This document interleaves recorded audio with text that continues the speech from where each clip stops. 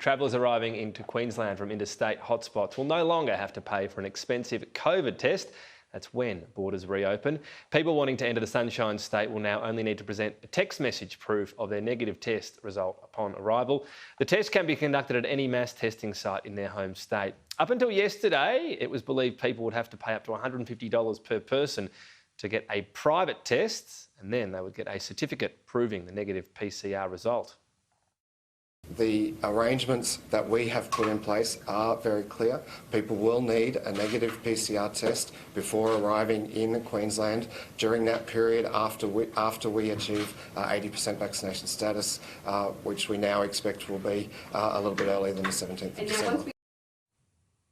All right, so there's a lot of he said, she said in all of this. To clear it up, our Sky News Queensland editor Peter Gleeson is here. Peter, I must concede, we're heading off to Queensland next year. So I was jumping on the website and trying to figure out, and this is over the past couple of weeks, is it a test privately? Is it a public test? Can we even go and get a public test if we don't have symptoms and so on? At the very best, this situation was, it was pretty confusing for people in the lead up to today. Mass confusion, Tom. Let's set the scene here. A couple of weeks ago, Anastasia Palaszczuk, the Premier, she lied in saying that they had the same PCR requirement as the other states. That was blatantly wrong.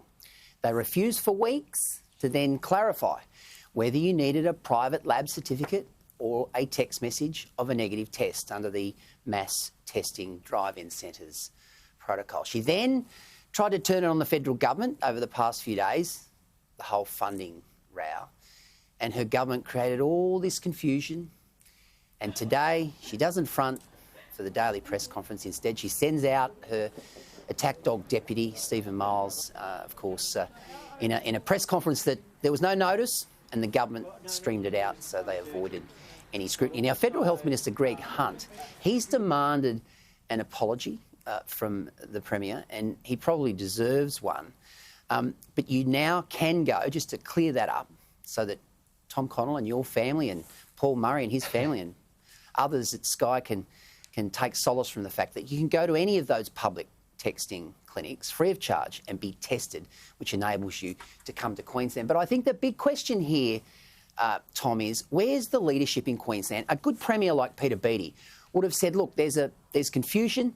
We want people coming to Queensland. We want them to holiday here. We want them to be reunited with their family and friends. We'll sort this out, whether it's us that fixes up the bill or whether it's the Commonwealth or we go halves. But in the end, it took Greg Hunt to show the maturity and leadership to come up with the solution rather than the Premier. And it's just another demonstration, I think, of the way in which this government in Queensland has handled this crisis. It's an interesting one in a couple of senses. First of all, the reason why they would want a private test to be done, whether it was this sort of extra layer of proof that a certificate might be harder to fudge, if you like, versus text message.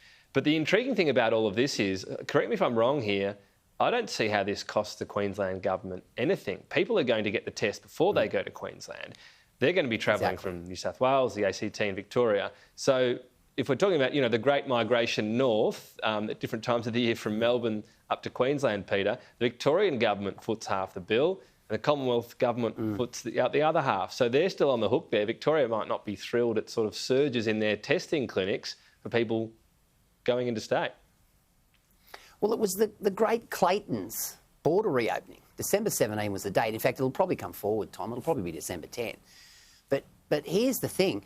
You've got medical experts throughout the country that have said the rapid antigen testing, if you have the rapid antigen test and then followed up 3 days later with another one, now they cost about $8. That's about $16 for people to prove that they're okay. Instead, this government went with the PCR, the $145 test, which, as we've seen, mass cancellations in southeast Queensland from Sydney-siders and those in the southern states who have said, you know what, we're not even going to worry about coming to Queensland now because that extra cost has just put the trip beyond reach. Now, there are some people who can afford it and some people will say, OK, that's the cost I've got to pay. That's the penalty I've got to pay.